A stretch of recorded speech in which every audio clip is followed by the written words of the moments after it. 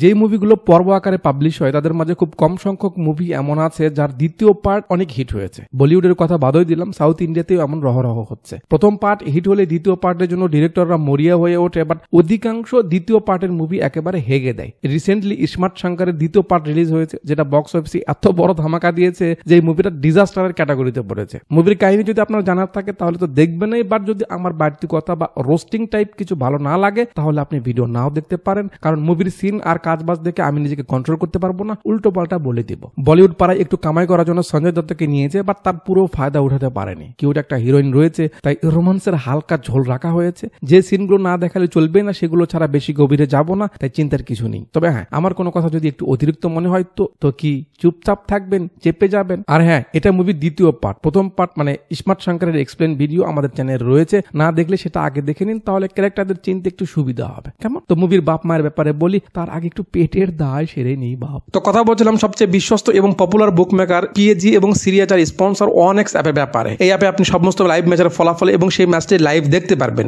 স্কোরের ভবিষ্যৎবাণী করে বাজি ধরতে পারবেন, যেমন কোন দল জিতবে, কোন দল কত রান করবে এবং কে সর্বোচ্চ করবে। এতে রয়েছে BMW গাড়ি, আইফোন, ল্যাপটপ এবং আরো অনেক কিছুর মতো নগদ পুরস্কার জেতার সুযোগ। এছাড়া বিভিন্ন ধরনের গেমস রয়েছে, আপনি যা খুশি তা বেছে নিয়ে খেলতে পারবেন। রেজিস্ট্রেশন করার সময় স্ক্রিনে ভেসে ওঠা আমার প্রোমো কোড ব্যবহার করে প্রথম ডিপোজিটে জিতে নিন 1,30,000 টাকা পর্যন্ত বোনাস। এই বোনাসগুলো আপনি খুব সহজে পেটিএম, ব্যাংক, বিকাশ, নগদ, রকেট এবং অন্যান্য সহজ পদ্ধতির মাধ্যমে তুলতে পারবেন। গুগলে গিয়ে OneX লিখে সার্চ করুন অথবা পিন কমেন্ট লিঙ্কে ক্লিক করে রেজিস্ট্রেশন করুন। আর রেজিস্ট্রেশনের সময় আমার দেওয়া প্রোমো কোড ব্যবহার করে জিতে নিন 1,30,000 টাকা পর্যন্ত বোনাস এবং 150টি ফ্রি স্পিন সহ আকর্ষণীয় সব উপহার। Wish you very all the best. তবে ভাগিনা, এত বোনাসের কথা শুনে মাথা গরম করার কিছু নেই, যেহেতু ফাইন্যান্সিয়াল রিস্ক এর সঙ্গে জড়িত, তাই একটু বুঝে শুনে বি কেয়ারফুল, ওকে?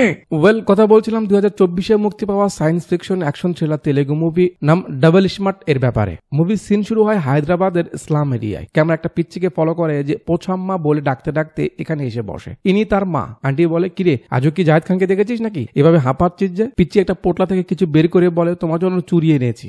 শুনে আন্টি তার কাজ ফেলে কাছে আসে। আরে তুই টাকা কই পেলি? তার হাত দেখে বলে, তুই আবারও কাজ করেছিস? বাংলা মুভির কাহিনী হলো না? সময়টা সেই কালের যখন ব্রেন ট্রান্সফার করা হচ্ছে। এখনো কি এমন সিন সেট করা মানায় যে বাচ্চা ছেলে এমন ঠেলার গাড়ি চালিয়ে মার জন্য চুরি আনবে? আমরা ছোটবেলা থেকে তো এমন কাহিনী দেখে বড় হয়েছে, কিন্তু ডিরেক্টর মনে হয় দেখেনি। যাক, তো এই পিচ্চির নাম হলো শঙ্কর। তার মা অন্যের বাড়িতে কাজ করে। শঙ্কর তাকে পোছাম্মা বলে ডাকে। শঙ্করের বাবা মারা গেছে অনেক আগেই। তার মায়ে তাকে বড় করছে। অভাবের সংসার, ছেলেটাকে বেটার লাইফ দিতে পারছে না বলে শঙ্করের মা তাকে ঘুমিয়ে রেখে প্রায় রাতে একা একা উঠে কান্না করে। বাট তাতে উপরওয়ালার পরীক্ষা শেষ হয় না। ছেলে চুরি এনেছিল আদর করে, তাই মা সেগুলো পরে শঙ্করকে নিয়ে পরের দিনে মন্দিরে যায়, ভিখারীদের খাবার খাওয়ায়। শঙ্করের মা ছিল তার দুনিয়া। সে তার মাকে ছাড়া কিছুই বুঝতো না, সবসময় মার সঙ্গেই থাকতো। কিন্তু হুট করে তার মা তাকে ছেড়ে চলে যায়। কিভাবে কি হলো সেটা পরে দেখাবে বলে সিন কাট করে কয়েক বছর সামনে শুরু হয় লন্ডনে। চাইনিজদের মতো একটা বাড়ির সামনে কিছু গাড়ি এসে থামে, আর আড়ালের ভিতর থেকে বের হয় টিয়া কালো চকমা চোখি দিয়ে। দিদির নাম বানি জে, এখানে বেন্টলি। তাদের আশা দেখে একজন চাইনিজ গিয়ে তার গুরুকে বলে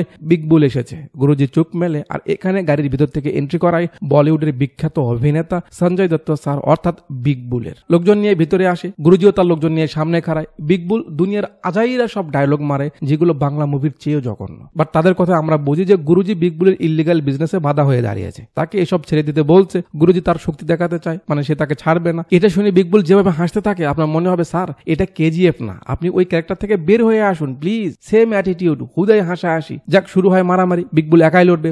লড়বেই তো। এরা কুংফু শিখেও কি তার সঙ্গে পারবে? সে তো জ্যাকি চ্যানের বড় ভাই, মানে একটা তো সাজা মানা থাকা উচিত, তাই না? আচ্ছা, এটা না হয় ছাড়লাম। বিগ বুল মারামারি করছে, এখান থেকে দিদি কেন জানি চিল্লাচ্ছে, আবে তোরা মরবি বে।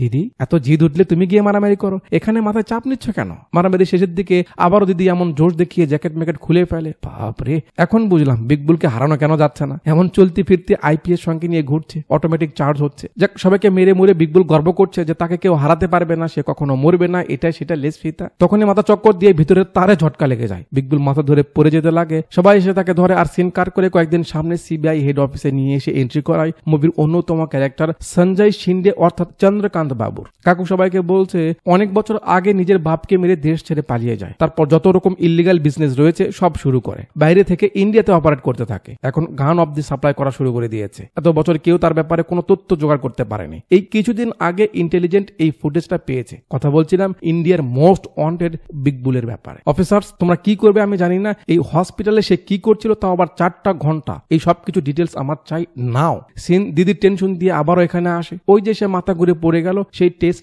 রিপোর্ট এসেছে। অবশ্যই বাজে কিছু এসেছে, তাই বেন্টলি বলতে চাইছে না। বিগ বুল বলতে বলে। বেন্টলি বলে, তোমার হাতে আর 3 মাস সময় আছে, ব্রেন টিউমার এমন পর্যায়ে গেছে যেখান থেকে ফিরে আসা পসিবল না। শুনে তো বিগ বুলের বুল বিগ হয়ে যায়। সে মানতে চায় না তার এমন কিছু হতে পারে, তার সঙ্গে হতে পারে। টাকার বন্যা বয়ে দাও, আমি মরতে চাই না, আমার অনেক প্ল্যান, এসবের কি হবে, আমি বাঁচতে চাই, আমি জানি না তুমি কি করবে, বাস আমার সমাধান করো। সিন কাট করে পরের সিনে আমরা দেখি বিগ বুলের গাড়িতে করে কাউকে আনা হলো। এন্ট্রি হয় মুভির অন্য আরেক ক্যারেক্টার মকরান দেশপান্ডে অর্থাৎ ডক্টর থমাসের। এই সেই লোক যে বিগ বুলকে বাঁচাতে পারবে। বেন্টলি খুঁজে বের করেছে। প্রফেশনালি সে একজন সায়েন্টিস্ট। বিগ বুল জিজ্ঞেস করে সে কিভাবে তাকে বাঁচাতে পারবে। কাকু বলে মেমোরি ট্রান্সফার। সেটা আবার কি? ডক্টর বলে আপনার মাথার মেমোরি আমরা অন্য একজনের মাথায় ট্রান্সফার করব। এতে আপনার অস্তিত্ব সেম তেমন থাকবে যেমনটা এখন আপনি আছেন। মানে আপনার পছন্দ অপছন্দ, লুডো খেলা, ফিউচার প্ল্যান সবকিছু সেম ভাবে তার মাথায় থাকবে, মনে হবে আপনার জিরক্স। বিগ বুল বলে তাহলে তার মাথায় যেটা থাকবে সেটা? ডক্টর বলে সেটা ডিলিট হয়ে যাবে, তার মাথায় জাস্ট আপনার সেটাই থাকবে।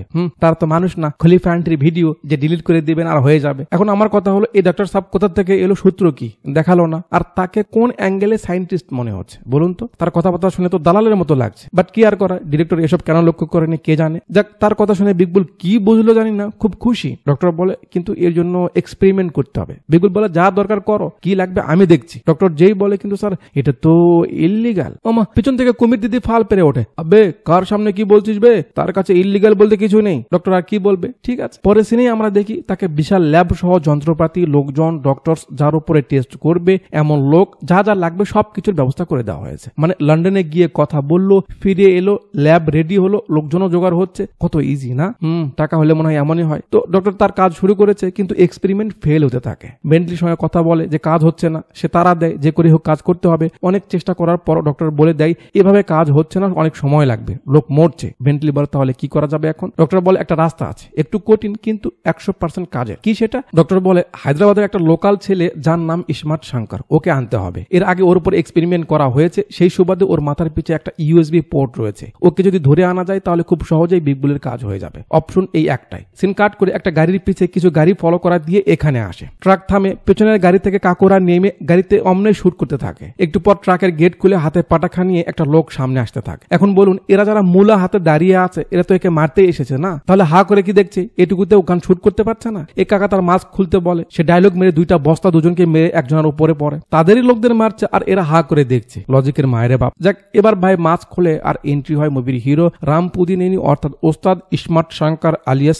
Double smart. এদের মালিকের টাকা সে চুরি করেছে, তাই তাকে মারতে এসেছে, কিন্তু তারা তাকে মারতে পারছে না, শঙ্করই তাদের মারছে। সবাই শেষ, সিনও আসে। ভাই এরা কিন্তু বিগ বুলের লোক। শঙ্কর বলে এজন্যই তো মেরেছি, যাতে ইঁদুর গর্ত থেকে বের হয়ে আসে। চল, ট্রাক নিয়ে চলে যায় আর সিন এখানে আসে। বেন্টলি বসকে বলছে একটা ছেলের খোঁজ পাওয়া গেছে যাকে এর আগে সিবিআই তাদের কাজে ব্যবহার করতে এই অপারেশন করেছিল। তার মাথার পিছে একটা অলরেডি ইউএসবি পোর্ট রয়েছে, যেটা কাজে লাগিয়ে আমরা খুব সহজেই কাজ চালাতে পারবো। ও তো মানুষ নয় জায়েদ খান যে ইউএসবি কেবল লাগিয়ে গান বাজাবেন আর ডিগবাজি শুরু হয়ে যাবে। এটা কি কোনো কথা হলো? ইউএসবিতে লাগাবে আর ব্রেন ট্রান্সফার হয়ে যাবে। যাক, বেন্টলি যেই বলে ও হায়দ্রাবাদে থাকে, ওর নাম হলো ইসমার্ট শাহ। শুনে বিগ বুল হাসতে থাকে। কি স্মার্ট? শাহালা মাথার পিছে ফুটো নিয়ে ঘোরে আবার নিজেকে স্মার্ট বলে। ও কাকা, এখানে হাসার কি হলো? একটু ওভার অ্যাক্টিং হয়ে যাচ্ছে না? একটু লজিক লাগান কাকা। ওই ফুটোর উপর নির্ভর করে আপনি ইমমর্টাল হতে চাইছেন আর সেটা নিয়েই মজা করছেন। তার মানে আপনি নিজেও বুঝতেছেন এমন ফুটা দিয়ে লেনদেন সাউন্ডস লাইক স্টুপিডিটি। ডিরেক্টর কি খেয়েছে বুঝি না। বিগ বুল বলে যে করে হোক ওকে ধরে আনো, আমি বাঁচতে চাই, কি করবে আমি জানি না। সিন এখান থেকে কয়েকদিন সামনে আনে শঙ্করের কাছে। অনেকদিন হলো নতুন মেয়ে দেখছে না, এভাবে আর ভালো লাগছে না, এসব নিয়ে দুই বন্ধু কথা বলছে। বাট আগের পর্বের যে দুইটা গার্লফ্রেন্ড ছিল সে ব্যাপারে কিন্তু কোনো কথা এখানে বলা হয়নি। তো গার্লফ্রেন্ড নিয়ে কথা বলছিল, হুট করে নজর এদিকে পড়ে আর এখানে এন্ট্রি হয় সদ্য হিমাগড় থেকে বের করা একেবারে টসটসা টমেটো আই মিন মুভির হিরোইন কাভিয়া থাপ্পড় অর্থাৎ জান্নাতের। এমন মিষ্টির গামলা ক্যাডবেরির বক্স দেখে কোন ছেলে চুপ থাকবে বলুন? ভাইয়ের ঘন্টি বেজে ওঠে। ও এমজি। দিদি অটো পাচ্ছিল না, শঙ্কর গাড়ি আগে নিতে বলে, এসে দিদির সামনে দাঁড়ায়। ক্যামেরা এখান থেকে ফোকাস দেয়। শঙ্কর এমন করে হেলে গিয়ে জিজ্ঞেস করে কোথায় যাবেন ম্যাডাম? দিদিও হেলে এসে ঠিকানা বলে। এরা তো যাবে, গাড়িতে উঠতে বলে। তো এরা ততক্ষণে গাড়ি ছাড়ুক, এখানে আমার আরো কিছু বলার আছে। এডিটর একটু পিছনে হতো বাবা। এই যে এরা বসে আছে, দিদি এখানে দাঁড়িয়ে, এই যে পুরো পরিবেশ, কোথাও কি আপনার মনে হলো এটা কোনো বাস স্টপ স্টেশন? দিদি এখানে কোথা থেকে এলো? কোনো গাড়িকে তাকে নামিয়ে দিয়ে গেল? দ্বিতীয় কথা হলো হট স্টাইলিশ আর দামি জামা কাপড় যে পড়তে পারে তার কাছে কি এই অটোই একমাত্র বাহন? কোনো গাড়ি কি সে বুক করতে পারেনি? তৃতীয় কথা হলো যখন শঙ্কর এসে জিজ্ঞেস করলো কোথায় যাবেন, এটা কি কোনো স্বাভাবিক জিজ্ঞেস ছিল? ড্রাইভারের সঙ্গে আরেকজন থাকবে আর সে এভাবে বলবে আর প্যাসেঞ্জারও সেভাবেই হেলে এসে বলবে? আগে আরো দেখুন। গাড়ি চলছে, শঙ্কর জান্নাতকে দেখে যাচ্ছে আর তাকে নিয়ে দুজন বিভিন্ন ধরনের কথা বলছে। সে তাকে বউ বানাবে, তার কোমর কেমন, ফিগার কেমন, পা কেমন। বুঝলাম মজা মজার ছলেই বলছে, কিন্তু এখন কথা হলো বাস্তবে যদি কোনো ছেলে এমন করে, মেয়ে কি সেই গাড়িতে থাকবে বা ওই ছেলেকে আস্ত রাখবে? এটাও মানলাম। দিদি এসে নামে কই, শঙ্কর যেখানে থাকে সেখানেই, এগুলা কথা। এটাও মানলাম। এখানে ভাই দিদির সঙ্গে ফ্লার্টিং করে, জান্নাত রাগারাগি করে বা লোকাল ভাষা বলে বুঝিয়ে দেয় যে সে শহরের ন্যামকা মেয়েদের মতো না, তাকে দেখেই বুঝেছে সে কেমন লুচু টাইপের ছেলে। শঙ্কর বলে পাশের বাড়িটাই তার, মেয়েটা তারই প্রতিবেশী, লাইন জমবে। সিন কাট করে সেদিন পার হয়ে পরের দিন একটা ক্লাবে আসে, যেখানে আমরা জান্নাতকে দেখি। কাজ বাজার বেশভূষা দেখে ভাইবেন না সে পুলিশ, সে এই ক্লাবের সিকিউরিটি ইনচার্জ। সেইবারে আবার এরাও এসেছে কেন, একটু পর বুঝতে পারবেন। কিন্তু কথা হলো এত বড় ক্লাবে জব করে আর থাকার জন্য এমন বস্তির মতো জায়গা, ব্যাপারটা আবারও জমলো না। যাক, একটু পর সেই ক্লাবে এরা দুজনও চলে আসে। ভাই তো তার মোডে আছে। জান্নাত দেখে গার্ডদের এদের উপর নজর রাখতে বলে। দুজন এখানে বসে যায় খেলবে। এই ভাই সাহেব এসে বেন্টলিকে শঙ্করের কথা বলে। এরা খেলা শুরু করে। জান্নাতের নামে প্রথম বাজি লাগায় আর জান্নাত জান্নাত বলে চিল্লাতে থাকে। দিদি তো শুনতে পাচ্ছে কিন্তু কিছু করার নেই। আবার ওভার অ্যাক্টিং। ক্লাবে এসে কেউ এভাবে চিল্লাবে? চিল্লাতেও পারে, আমরা গরিবরা এই ব্যাপারে কি বলবো। তো এরা খেলছে, দিদি সেখানে এসে একটু অমন মুডে, you know what I mean, সেই মুডে বলছে ভাই আগুন দে, বিড়ি খাবো। শঙ্কর আগে এমন করে তাকায়, তারপর লাইটার বের করে সেই জ্বালিয়ে দিতে যায়। এর ফাঁকে জাদুকর কুমকুমা তার ড্রিঙ্ক পাল্টে দেয়। বলেন এটা কি কোনো যুক্তি হলো? এখন কিছু বলে তো কবা আমরা ভালো এবারে। সামনে সিনু আগুনটা জ্বালিয়ে সেই দিচ্ছে, তারপরেও নাকি কেউ দেখতে পাবে না কে তার ড্রিঙ্ক পাল্টে দিল। নো প্রবলেম, আমরা তো মানুষ না, জায়েদ খান, মেনে নিলাম। দিদি বিড়ি টানছে, এরা খেলছে। কাকু পিছনে গিয়ে ফুটো দেখে এমন এমন করছে। এটা কি কোনো সায়েন্টিস্টের রিয়াকশন? মেনে নিন। আবারও বাজি জিতে যায়। সেই খুশিতে ভাই জান্নাতের ব্যাপারে বলছে যে তার কারণে এই বাজি জিতলো, পানি খাবে। সিনু থামিয়ে দিয়ে কথা ধরে। এমন করতে করতে হাত থেকে গ্লাসটা পড়ে যায়। আর এটা দেখে দিদি সিনুর উপর রেখেছে, আবে ইডিয়েট, কি করলি এটা? আপনি কি করলেন? এটা ফিমেল কোকা কোলা, এটা ক্লাব। কোন যুক্তিতে সে এভাবে দাঁড়িয়ে থেকে তাদের খেলা দেখছে আর গ্লাস পরে যাওয়াতে এমন চিল্লাচ্ছে? মেনে নিলাম। এটা কিছু না বলে পাগল মনে করে সেখান থেকে বের হয়ে যায়। সিন আবার দুদিন সামনে আনে কাকুর অফিসে। টিভিতে নিউজ দেখছিল দেশে স্টুডেন্টরা প্রোটেস্ট করছে। না হাসিনা দাদিকে সরকার বানাতে নয়, কি ব্যাপারে প্রোটেস্ট পরে জানা যাবে, বাট পরিবেশ বেশ খারাপ। কাকু ফোন করে এসব প্রোটেস্টের ডিটেলস জানতে চায়। ওদিকে একটা জায়গায় ওই সেম কোম্পানি যার টাকা শঙ্কর চুরি করেছিল আবার লোড হচ্ছিল, শঙ্কর সেখানেও এসে যায়। আবে এতগুলো টাকা লেনদেন হচ্ছে, গেটে অন্তত একটা সিকিউরিটি গার্ড তো রেখে দিবি তোরা না। যাক, দুই পক্ষের গোলাগুলিতে হিরো ছাড়া সবাই মারা যায়। ভাই টাকার বস্তা নিতে যাবে, চিপা থেকে বের হয়ে আসে জান্নাত। মানে এসব টাকা ওই ক্লাবেরই যেখানে জান্নাত জব করে। জান্নাত শঙ্করকে টাকা নিতে দিবে না, এটা নিয়ে দুজনের মাঝে হাতাহাতি হয়। জান্নাতকে দেখে তো শঙ্কর সুযোগ মনে করে মজা নিতে থাকে। এই ফাঁকে সিনু সব মাল উঠিয়ে নেয়। তারপর শঙ্কর গান বের করে ফাঁকা মেরে তাকে ভয় দেখায়। এরপর ঠোঁট চেপে ধরে বলে, এত কিউট হয়ে এসব কাজে কেন এসেছো? চোর তো তোমায় উঠিয়ে নিয়ে যাবে বলে মাস্ক সরিয়ে একটা প্যারাসিটামল দেয়। এটা দেখানোর কারণ যখন দিদি তাকে সরিয়ে দেয় তার মাস্কটা সেম ভাবে মুখে লাগানো থাকে। মানে সে মাস্ক খুললো তখন জান্নাত চিনতে পারেনি, আবার সে তাকে সরিয়ে দিল। এর মাঝে শঙ্কর মাস্ক কখন পরে নিল? আমরা তো চুতিয়া, মেনে নিলাম। টাকা চুরি হয়েছে, দায়িত্ব জান্নাতের ছিল, কিন্তু সে বাঁচাতে পারেনি, উল্টো চোরের সঙ্গে চুম্মাচাটি করেছে। তাই ম্যানেজার তাকে জব থেকে ফায়ার করে দেয়, তার কোনো কথাই শোনে না। যাও। সেখান থেকে ফেরার সময় আবার এদের অটোতেই ওঠে। মন খারাপ। তাই সিনু যেই বলে কি হয়েছে ম্যাডাম, জান্নাত কান্না করে আর বলে তার জব চলে গেছে, একটা চোর তার এই সর্বনাশ করেছে, তাই তার মন খারাপ। শঙ্কর পিছে যায়, আরে কেন চাপ নিচ্ছিস, টাকা কোম্পানির গেছে, তোর কি জবের অভাব হবে? জান্নাত বলে সে ওই চোরকে ছাড়বে না, পুলিশকে জানাবে। সে পুলিশকে জানাক। সিন আবার দুদিন সামনে নিয়ে আসে। এরা এখানে দারু মারু খেয়ে বসে আছে। বেন্টলি সেখানে আসে, তার সঙ্গে জাদুকর কুমকুমা। বলছে সে তাকে দেখে নেবে, কিন্তু বেন্টলি যায়, সে আগে তার জাদু চালাক। শঙ্করের সামনে গিয়ে বসে, হাই আমি বেন্টলি।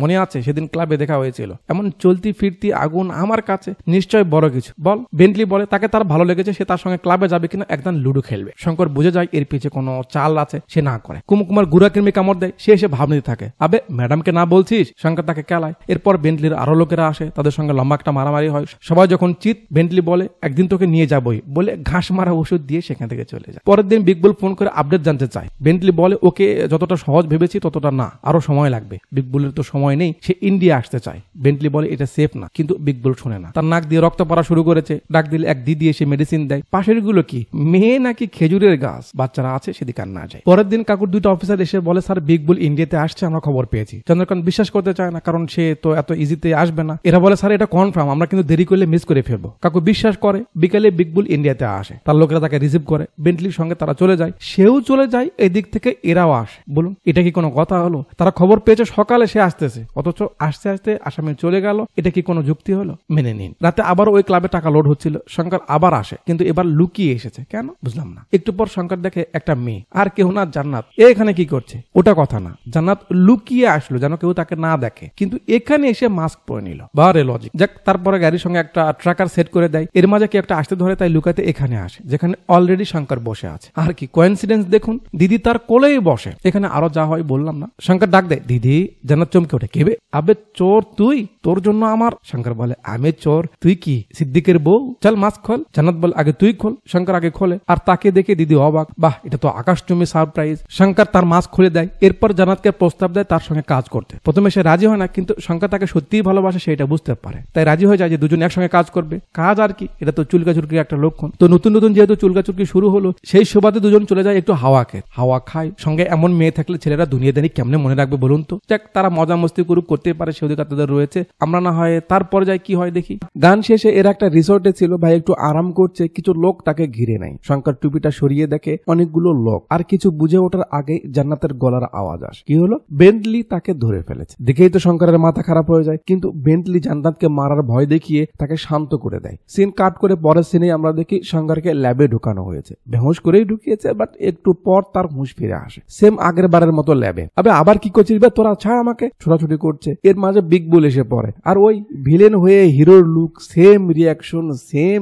শঙ্কর বিগ বুলের দিকে হা করে চেয়ে থাকে, আর কিছু সিন দেখায় যাতে কিছু একটা আমরা আন্দাজ করতে পারছি, বাট বিস্তারিত এখন বলা হয় না। বিগ বুল শঙ্করকে বলছে, মাত্র 4 দিনের মাঝে তুই আমি হয়ে যাবি, তাই তোকে একটু দেখিনি। শঙ্কর বলে, আব্বে ছ্যাবলা, এই 4 দিনই এনাফ তোকে মারতে। ডক্টর শঙ্করকে অ্যানেস্থেসিয়া দেয়। শঙ্কর আস্তে আস্তে ঝাপসা দেখতে শুরু করে। তারপর শুরু হয় মেমোরি ট্রান্সফারের কাজ। অনেকক্ষণ অবধি এইসব দেখায়, কিসের কি হচ্ছে উদয় বিভিন্ন বাল বতুয়া দেখিয়ে আমাদের বোঝাচ্ছে। যাক, অপারেশন শেষ হয়, মানে যার মাথায় দিবে তাকে বেহুশ করতে হবে, কিন্তু যে দিবে তার কিচ্ছু করতে হবে না, সে এতটা স্বাভাবিক থাকবে যে কি বলবো। ডক্টর বলে এর হুঁশ ফিরতে দেরি হবে, জেগে গেলে আমি আপনাকে ডাকছি।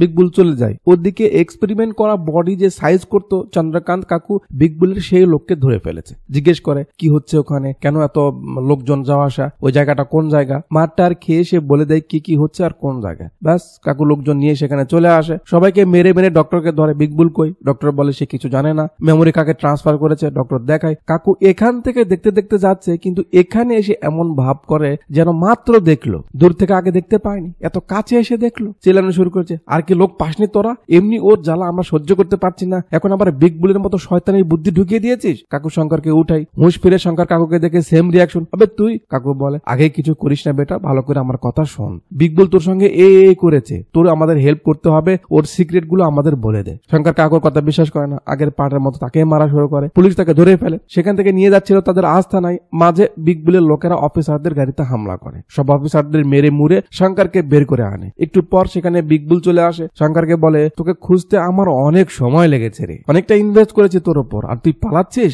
শঙ্কর বলে, তোকে আমি অনেকদিন হলো খুঁজতেছি বে, তোর সঙ্গে লম্বা একটা হিসাব রয়েছে। বিগ বুল জিজ্ঞেস করে, কিসের হিসাব বে? শঙ্কর বলে, মনে আছে পোছাম্মার কথা, দেবীজি যে তোদের বাড়িতে কাজ করতো, আমি সেই পোছাম্মার ছেলে বে যাকে তুই নির্মম ভাবে মেরেছিস। তার মানে শঙ্করের মাকে বিগ বুলই মেরেছে। বিগ বুল বলে, ও তুই মরিসনি সেদিন। শুরু করে তুল কালাম। মোটামুটি সবাইকে মারা শেষে বিগ বুলের কাছে যায় ভাই, বাট সে তো সুপারম্যানের চাড্ডি, শঙ্করকে টাইমে দেয় না। মারটার খেয়ে শঙ্কর একটা গাড়ি পায়, যেটা দিয়ে সে পালাতে চায়। এরা গুলি তো করছে, কিন্তু কিছু করতে পারছে না। একটু সামনে গিয়ে শঙ্কর গাড়ি ঘুরিয়ে নেয়, আর হাই স্পিডে গাড়ি সামনে দিকে ছেড়ে দেয়। এরা গান দিয়ে দূর থেকেও কিছু করতে পারছে না, আর সে এসে সবাইকে উড়িয়ে দিল। ভাবা যায় গাড়ি দিয়ে বিগ বুলকে মারতে যাবে, কিন্তু বিগ বুলের মেমোরি চাপ দিতে থাকে। বিগ বুল তো ডাকছে, আয় আয়, গাড়ি লাগিয়ে দিলেও তার কিচ্ছু হবে না, ভাই এত শক্তিশালী। শঙ্কর খুব জোর করে তার মেমোরি থেকে গাড়ি স্পিডে চালায়, বাট একটু যেতেই সে বেহুশ হয়ে যায়, আর গাড়ি এদিকে গিয়ে কার সঙ্গে যেন লেগে ওদিক থেকে উড়ে বিগ বুলের মাথার উপর দিয়ে নদীতে গিয়ে পড়ে। উপরওয়ালা, আর কি কি দেখানো বাকি আছে তোমার লীলা। গাড়ি পানিতে ডুবে আস্তে আস্তে নিচে পড়ে, আর লেখা ওঠে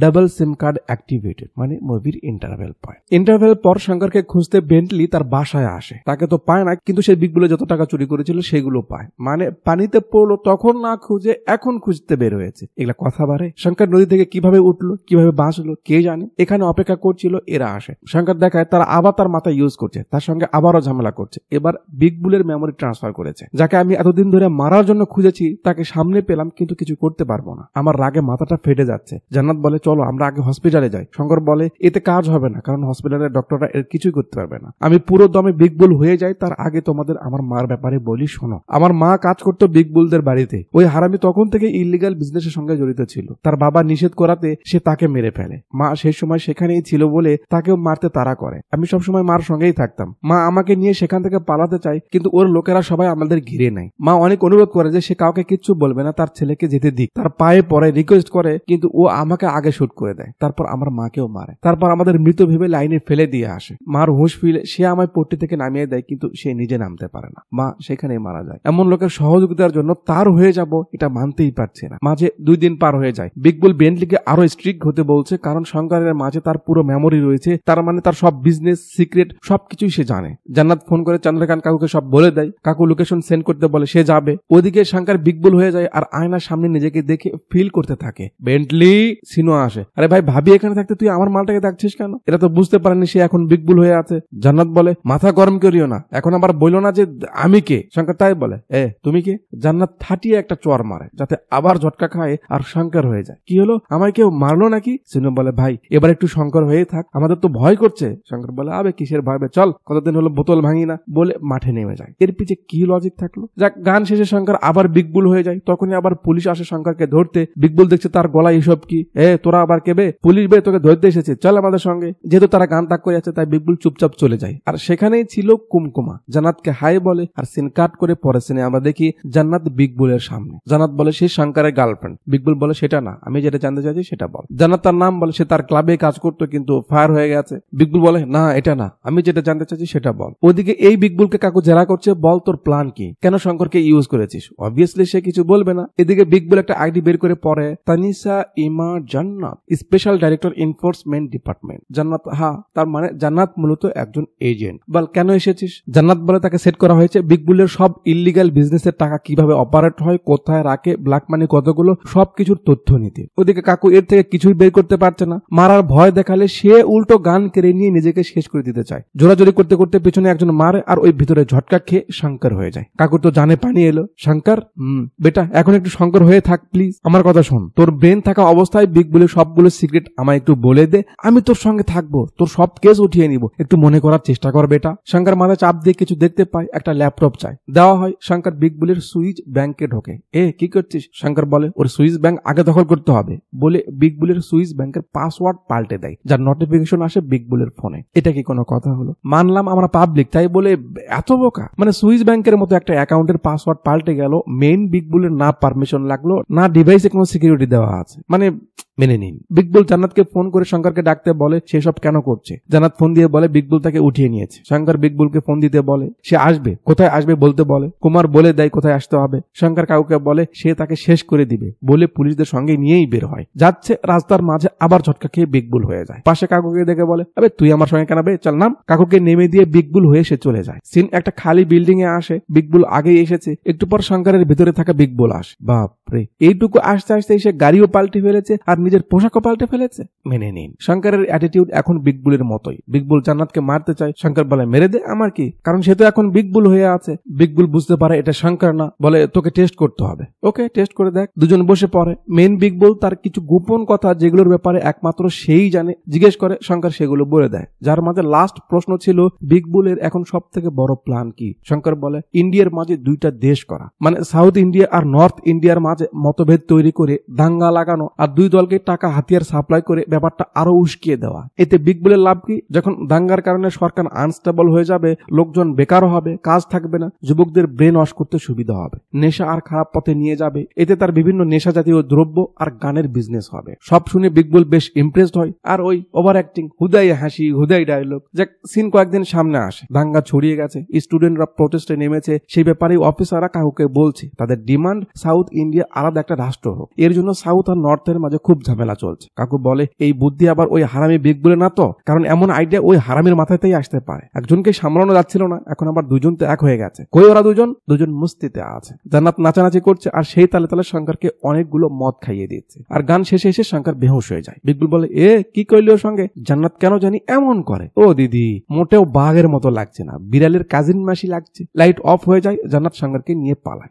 আরে কপাল, সব তাদের লোকে ভরা, তার মাছ থেকে শঙ্করকে নিয়ে এসে পালালো। সাবাস। জান্নাত ফোন করে কাকুকে সব বলে দেয়, তাড়াতাড়ি কিছু করতে হবে, নয়তো এই পুরো দমে বিগবুল হয়ে যাচ্ছে। কাকু ঠিকানা বলতে বলে তারা এখন কোথায় আছে। দিদি বলে, কাকু বলে তোমাদের সামনে দেখো একটা চেকপোস্ট আছে, ওখানে ধরা দাও, আমি অফিসারকে ফোন করছি। একটু পর গাড়ি এখানে থামে, পুলিশ তাদের ধরে থানায় এনে অফিসার কাকুকে ফোন করে বলে দেয়। কাকু বলছে নজর রাখো, উল্টাপাল্টা কিছু করো না, আমি আসছি। অফিসার কনস্টেবলকে বলে, পোছাম্মাকে নিয়ে আয় তো। জেলের ভিতর থেকে এক আন্টিকে বের করা হয়, এনার নামও পোছাম্মা, একজনের বাড়িতে কাজ করত। তার বাড়িতে চুরি হয়েছে, সে করেনি কিন্তু মালিক তাকেই ফাঁসিয়ে দিয়েছে। পুলিশও তাকে ফাঁসাতে কাগজ সাজিয়েছে, সাইন করতে বলে, আন্টি করতে চায় না। এটা নিয়ে অফিসার তার সঙ্গে বাজে ব্যবহার শুরু করে, যেটা বিগবুল দেখে, আর আস্তে আস্তে তার মাথায় তার মায়ের সিন ভাসতে থাকে। বিগবুল শঙ্করে পরিণত হয়ে যায়। অফিসার আন্টিকে একটা মারে, বাস শঙ্কর চেয়ার তার উপরে ভাঙে। শুরু হয় এখানেও মারামারি। সবাইকে মেরে মুড়ে সেখান থেকে বের হয়ে একটা হোটেলে আসে। শঙ্কর খাবার এনে দেয়, নিচে বসে আন্টি খায়। আচ্ছা, কোনোভাবে কি আপনাদের আন্টিকে এমন সিনের সঙ্গে ফিট মনে হচ্ছে? আমার কাছে তো আলগা লাগছে।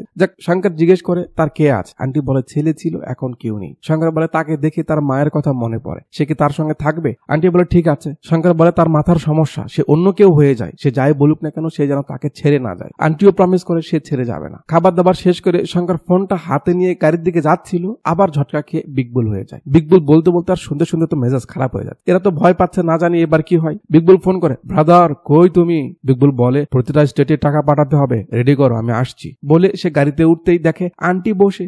কে আপনি? এখানে কি করছেন? বেটা। কিসের বেটা? নামুন এখান থেকে। উপায় নেই, আন্টি নেমে যায়, সে গাড়ি টান দেয়। এবার দেখুন মজা, আন্টি গাড়ির পিছু নেই, এরাও যায়, কিন্তু আন্টি পিছু ছাড়ে না, দৌড়াচ্ছে। একটু পর কি গাড়ির পিছে উঠে পড়ে। না না, আমি আর কিচ্ছু বলতে চাই না, অলরেডি অনেক বলে ফেলেছি, এবার আপনারা বলুন এটা কেমন হলো। মানে আচ্ছা, আরেকটা ব্যাপার, শঙ্কর যখন চলে আসে ঠিকানা মতে, তখন কিন্তু রাত বা সন্ধ্যা দেখাচ্ছে, বাট সে কোথায় এত দূর গেছিল যে সেখান থেকে ফিরতে সন্ধ্যা হলো? আর যদি মেনেই নেই যে অনেক দূর অব্দি গেছিল, তাহলে আন্টি কিভাবে এমনি ঝুলে সারা রাস্তা এলো? ডিরেক্টর কি একবারও ব্যাপারটা আজব লাগলো না? গাড়ির ভিতরে যায়, আন্টি নেমেই সাইড হয়, ওদিক থেকে বিগবুলও আসে, দুজন এক হয়ে একটা গেট খুলে ভিতরে যাবে। আন্টি ডেকে ওঠে, বেটা আমি এখানেই আছি। বিগবুল অবাক, সে কে? শঙ্কর বলে, চিনি না।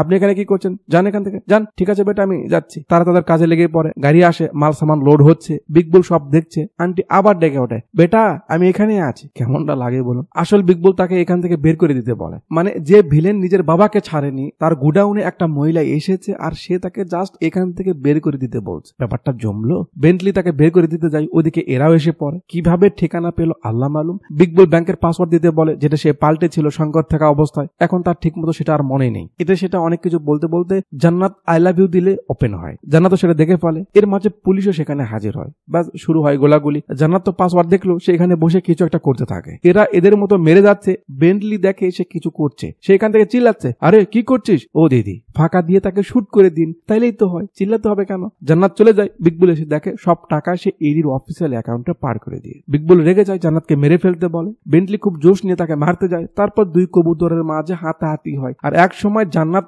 বেন্টলির কপালে টিকা দিয়ে দেয়, মানে তার খেল খতম, টাটা গুড বাই গায়া। এটা দেখে দুই বিগবুল রেগে যায়। বাচ্চা বিগবুল চায় জান্নাতকে ধরতে। জান্নাত দৌড় দেয়, কারণ সে তো তাকে মারতে পারবে না, আর না শঙ্করের মুডে আছে। দৌড়াতে দৌড়াতে জঙ্গলের ভিতর দিয়ে এখানে আসে, ওই আগের মতো। ভিড়ের মাঝ থেকে বিগবুল জান্নাতকে ডেকে একটা শুট করে, তার হাতে লাগে। তারপর উপরে যায় তাকে ধরতে, কাকু সামনে আসে। বিগবুল তাকেও একটা মারে, এটাও সাইডে লাগে। আবে শঙ্কর কি করছিস? জান্নাতকে মারতে। আবে ও তোর গার্লফ্রেন্ড বে, তুই বিগবুল না শঙ্কর? না, সে মানছে না। কাকু এবার বিশাল টুইস্ট রিভিল করে, বিশাল মানে খুব বিশাল। কাকু শঙ্করকে বলছে, আবে তুই প্ল্যান করলি আর এখন তুই এসব করছিস? তখনই বিগবুল আসে। কিসের প্ল্যান? দুজন মিলে কাকুকে ধরে, বল কিসের প্ল্যান? কাকু বলে, হসপিটালে বিগবুলকে দেখে শঙ্করের একটা লোক, সে খবর দিলে শঙ্কর আমার সঙ্গে মিলে প্ল্যান বানায়। কি প্ল্যান? ডক্টরের মাধ্যমে আমরা সব রিপোর্ট পাল্টে দেই, তোর নাক দিয়ে রক্ত পড়বে যাতে তুই বুঝিস তোর টিউমার হয়েছে, সেই জন্য নার্স আমরা সেট করেছি, মেডিসিন ফিক্সড করা, এরপর তোকে বাধ্য করা ইন্ডিয়াতে আসতে। শঙ্করের প্ল্যান শুধু তোকে মারা নয়, তোর পুরো রাজ্য ডিস্ট্রয় করা। বিগবুল শঙ্করের দিকে তাকায়। শঙ্করের ভেতরের বিগবুল বলে সে এসব কিছু জানে না, হয়তো এটা শঙ্করের প্ল্যান। বিগবুল কাকুকে বলে, আচ্ছা ওসব ছাড়, তুই জাস্ট বল আমার সত্যি কি কোনো টিউমার নেই? কাকু বলে, না। আমি মরবো না তাহলে? সে মহা খুশি। সেই খুশিতে দুজন জড়াজড়ি করে, বাট আসল বিগবুল নকলটাকে চাক্কু মেরে দেয়। আবে একটা লাথি মারে, শঙ্কর নিচে পড়ে যায়। ভাই কি করছো এইসব? বিগ বলে, এক রাজ্যে দুইটা রাজা থাকতে পারে না ব্রো, একজনকে তো মরতেই হবে। বিগবুল বলে, আচ্ছা তাই তো, চালা গুলি শেষ করে দেয় আমায়। গান নিয়ে বিগবুল মারতে যাবে, জান্নাত এসে বাধা দেয়। শঙ্কর এখনো তার মুডে ফেরেনি, আবার গান লোড করে। আন্টি কই থেকে যেন দৌড়ে আসে। আসে, হাত পা ধরে, সাহেব আমার ছেলেকে ছেড়ে দিন। বাট ততক্ষণে একটা বুলেট এসে শঙ্করের সাইডে লেগে যায়। বিগ বুল আন্টিকে মারে যাতে সেও নিচে পড়ে যায়, আর এখান থেকে সেই ছোটবেলার চিনগুলো তার মাথায় আস্তে আস্তে আটতে থাকে। আর এখানকার এই পুরো পরিবেশটা শঙ্করের ছোটবেলার মতো হয়ে যায় যখন তার মা মারা গেছিল। শঙ্কর বেহুশ তো হয়, বাট আন্টির ডাক তার কানে পড়ে, আর একটু পর সে হুঁশে ফেরে। তারপর আর কি হবে, একটু তুফান তোলে, তারপর একজন মারতে আসে, কিন্তু ভাই এখান থেকে তার গলা ধরে ফেলে। মানে মারতে আসা লোকের ত্রিশূলের চেয়ে ভাইয়ের হাত লম্বা, ভাবা যায়। এরপর ভাই তার মুডে ফেরে মারামারি করে, পেটে চাকু লেগেছে, বুকে বুলেট, তারপরেও শরীরে কোনো ক্লান্তি বা প্রবলেম হচ্ছে না, বরং শক্তি আরো বেড়ে গেছে। কত অসাধারণ চিন্তা ভাবনা। তো চুনোপুটি মেরে আর কি হবে, সেসব সাইডে রেখে চলুন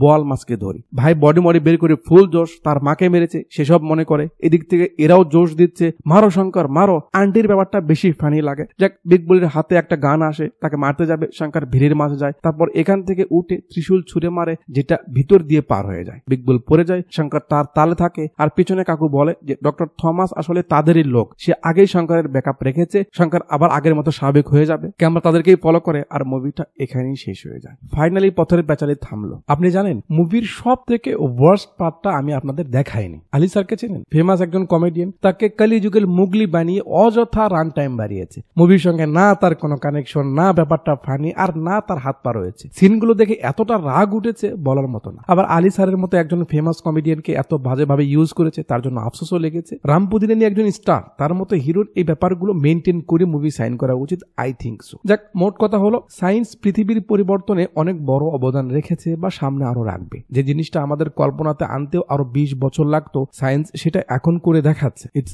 ভেরি ইন্টারেস্টিং। কিন্তু আশ্চর্য লাগে উপরওয়ালার সায়েন্স দেখে। তিনি কত সিস্টেম্যাটিক ভাবে আমাদের বানিয়েছে, কতটা মানানসই, কতটা মেকানিক্যাল ব্যাপার রয়েছে আমাদের মাঝে, চিন্তাই করা যায় না। আমরা স্মৃতি মনে রাখতে পারি, আমাদের সঙ্গে কোনো কিছু হলে সেটা স্টোর করে রাখতে পারি, ঠিক যেমন মেমোরি কার্ড বা পেন ড্রাইভ। ব্যাপারটা অবাক না? তার ছোট থেকে ছোট কোনো সৃষ্টি এতটা নিখুঁত, এতটা লজিক্যাল, ভাবলে মাথা ঘুরে যায়। কতটা মহাজ্ঞানী তিনি। আল্লাহু আকবার। এই জন্য সৃষ্টিকর্তা বলেছেন যে তোমরা আমার সৃষ্টি নিয়ে চিন্তা করো, আমাকে নিয়ে নয়। সৃষ্টি নিয়ে চিন্তা করলে ঈমান বেড়ে যাবে, আর স্রষ্টা নিয়ে চিন্তা করলে পাগল হয়ে যাবে। তাই এখনো আমার সঙ্গে যারা কানেক্ট আছেন আপনাদের বলছি, মুভি দেখুন, যাই করুন না কেন, দিন শেষে যেন ধর্মের চর্চা, নিজ নিজ সৃষ্টিকর্তার প্রশংসা করতে আমরা ভুলে না যাই, মাথায় রাখবেন। আচ্ছা, তো যাওয়ার আগে ভিডিওর কমেন্ট বক্সে একটু হাত বুলিয়ে যান, লাইক শেয়ার করে যান, আর যদি সাবস্ক্রাইব না করে থাকেন একটু করে দিন। ভিডিও ডিসক্রিপশনে আমার ফেসবুকের লিংক রয়েছে, সেখানে গিয়ে একটু ফলো দিয়ে আসেন।